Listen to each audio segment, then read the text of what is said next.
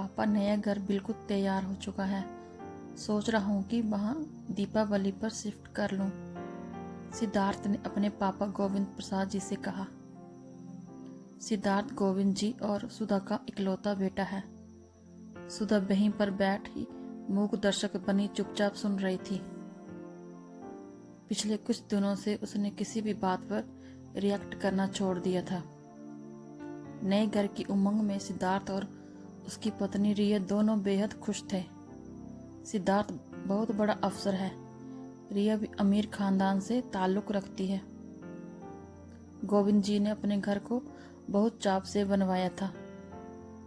कोठी, बाग, बगीचा सब कुछ था। परंतु जब सिद्धार्थ ने कहा कि उसने भी एक घर का सपना देखा है, अपने घर का ये सुनकर गोविंद जी आश्चर्यचकित रह गए थे। अपना घर तो ये किसका घर है? नहीं पापा, ये घर आपका है। मैं अपने घर को अपनी मेहनत से बनाना चाहता हूँ। फिर उसने उनसे कुछ पूछने की जरूरत नहीं समझी थी। सब कुछ रिया और उसकी मर्जी से होने लगा था। बीच बीच में सिद्धार्थ उनसे सलाह ले लिया करता था। जबरन उन्हें 2-3 बार साइड पर भी ले गया था। माँ को तो न कुछ पूछा न दिखाने की जरूरत महसूस की थी। सुधा के अंदर तो जैसे सब कुछ टूट गया था। जिस बेटे को उसने जान से भी ज्यादा प्यार किया था, उसने एक तरह से उसका तिरस्कार कर दिया। तिरस्कार बोल कर ही नहीं, चुप रहकर भी किया जा सकता है। सुधा महसूस कर सकती थी। रिया ने बहू के रूप में कभी उन्हें कोई तकलीफ नहीं दी। अमीर घर की बेटी होने के बावजूद उसका व्यवहार बेहद संस्कारी और संयमित था। 5 साल का गोलू और रिया घर की रौनक थे। सुधा ने कभी भी रिया के साथ बुरा बर्ताव नहीं किया था। गोलू में तो सुधा की जान बसती थी, पर सुधा बेटे के व्यवहार से बहुत आहत हो गई थी।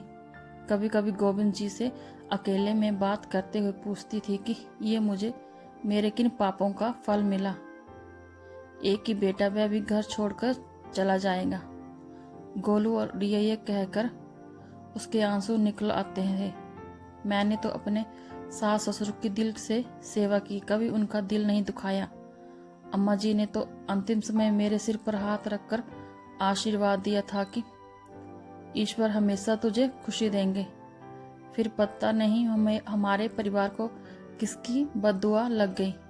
धीरे धीरे दुख बनाकर उसने अपने दिल को समझा लिया था।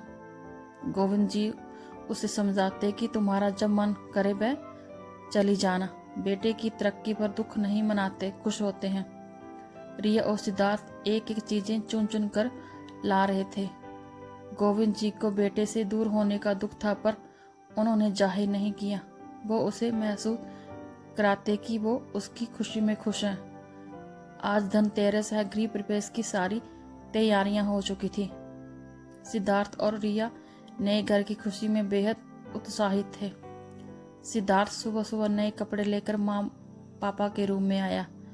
पापा के लिए खूबसूरत सिल्क का कुर्ता, बंद गले की जैकेट के साथ, और माँ के लिए बेहद सुंदर सिल्क की साड़ी, मम्मी के पसंदी हरे लाल रंग की। माँ, पापा जल्दी से तैयार हो जाइए, 11 बजे का मुहूर्त है। सुधा चुप थी, सोच रही थी कि बस तैयार हो जाओ और चलो। अंदर जैसे कुछ खत्म सा हो गया। न कोई उत्साह, न कोई खुशी। उसे जाकर सिर्फ खड़े होना है। गोलू आकर उसके गले से झूल गया। दादी माँ, आप मेरे साथ चलोगी ना? आंखों में आंसू भर कर उसने गोलू को छाती से चिपका लिया। सुधा गाड़ी में पूरे रास्ते पर चुप थी। जिस दिन भूमि पूजन हुआ था, उसके बाद आज वो घर देखने जा रही है। गाड़ी से उतरते ही सामने बेटे की कोठी को सिर उठाकर देखा तो दंग रह गई। बहुत खूबसूरत आधुनिक तरीके से डिजाइन किया गया था। आओ माँ, बेटे ने कहा। हाथ पकड़ लिया। महीनों बाद उसने कुछ कहा। सुधा सोच रही थी कि आज नए घर की उमंग में अपनी माँ से अवोला खत्म कर रहा है। घर के मेन गेट पर नेम प्लेट देखकर सुधा स्तब्ध हो गई। सुधा गोविंद निवास। उसका दिल बहुत तेज से धड़क उठा।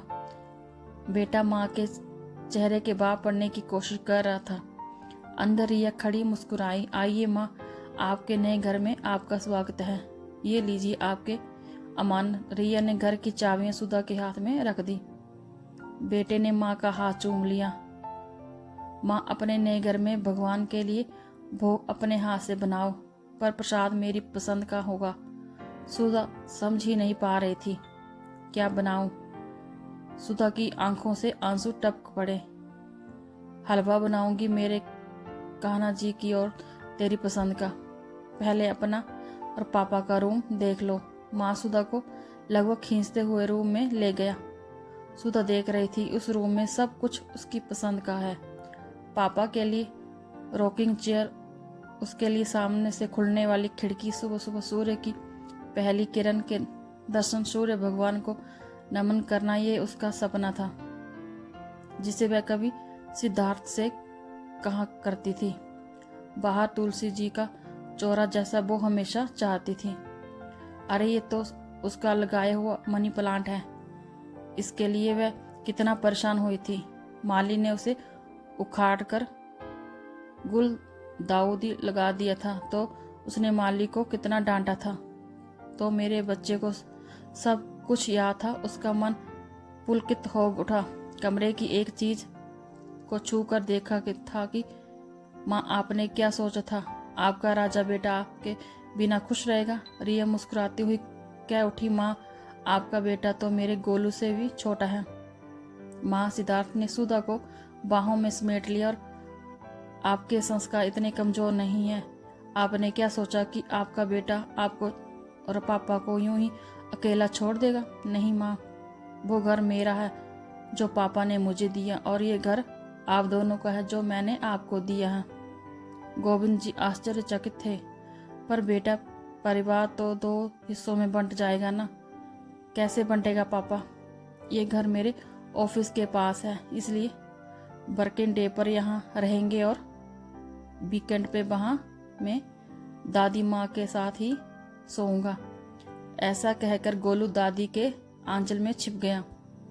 सुधा आंखों में खुशी के आंसू लिए अम्मा जी की हाथ अपने सिर पर महसूस कर रही थी।